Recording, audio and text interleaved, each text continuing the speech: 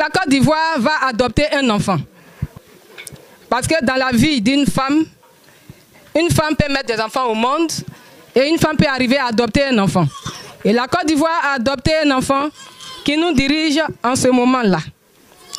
Et dans la gestion des choses, il a trouvé que la gestion est tellement intéressante, comme on le dit chez nous, c'est tellement doux qu'il ne veut pas laisser.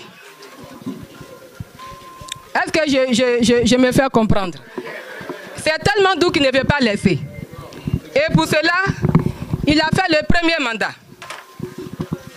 Il a fait le deuxième mandat. Il a fait le troisième mandat. Et encore. Et même pour faire le troisième mandat, vous avez vu comment les choses sont passées dans ce pays. Nous nous sommes levés. Nous avons opté ce qu'on appelle la désobéissance civile.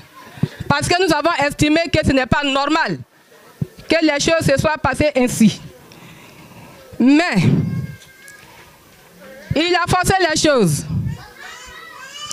Et il a, par la force des choses, a fait le troisième mandat. Et voici que il veut encore faire le quatrième mandat. Est-ce que là, nous pouvons parler d'une liberté? Non. Est-ce que la Côte d'Ivoire est libre? Non. La Côte d'Ivoire n'est pas libre.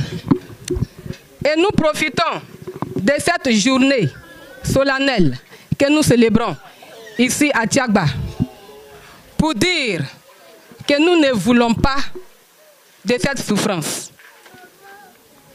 Nous ne voulons pas de cette souffrance. Une femme, quand elle est enceinte, pour qu'elle accouche d'un enfant qui va lui donner le sourire, elle passe par des moments difficiles. Jusqu'à ce qu'elle passe par les douleurs d'accouchement pour enfin rire. Et donc je peux dire que la Côte d'Ivoire est présentement enceinte. Une femme enceinte traverse des moments difficiles, des moments de douleur. Et ce sont ces moments-là que nous vivons. Nous vivons vraiment un moment difficile. Les enfants de la mère Côte d'Ivoire n'ont pas droit à la parole. Les enfants de la mère Côte d'Ivoire souffrent. En tout cas, on peut citer beaucoup de situations dans lesquelles nous sommes, dans cette souffrance. Aujourd'hui, les petits-enfants de cette nation, plusieurs n'ont même pas de pièce d'identité. Pourquoi? Non seulement nous souffrons, nous avons des difficultés financières. Un père de famille qui mange à peine, qui lutte pour survivre, s'il a 3 enfants, pour faire les pièces d'identité, il faut disposer des moyens financiers pour pouvoir faire les pièces d'identité.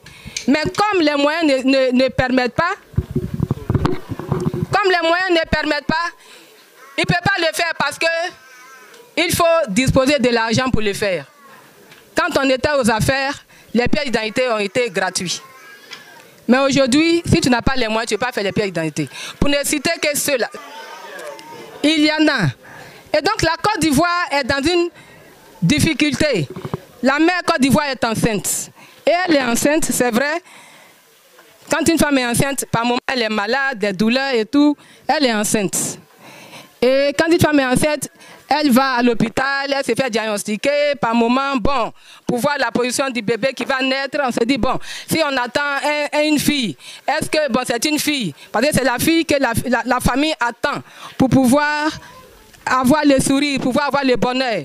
Et donc, cela amène la femme à aller faire l'échographie pour voir quel est le sexe du bébé, n'est-ce pas?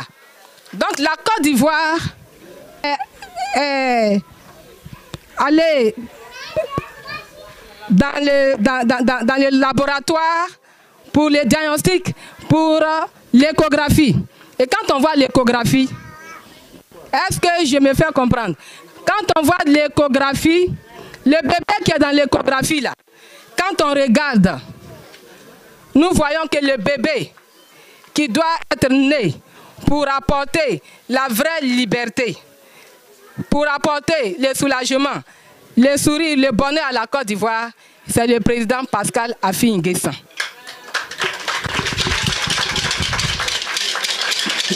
Donc c'est ce message-là que je viens vous apporter pour dire que l'homme de la situation, c'est Pascal Affi N'Guessan. L'homme de la solution réelle, c'est Pascal Affi N'Guessan. C'est Pascal Affi N'Guessan qui est l'homme de la solution, l'homme de paix. Parce que vous-même, quand vous regardez la situation actuelle, quand vous regardez les fils de la Côte d'Ivoire, l'homme de paix, c'est qui?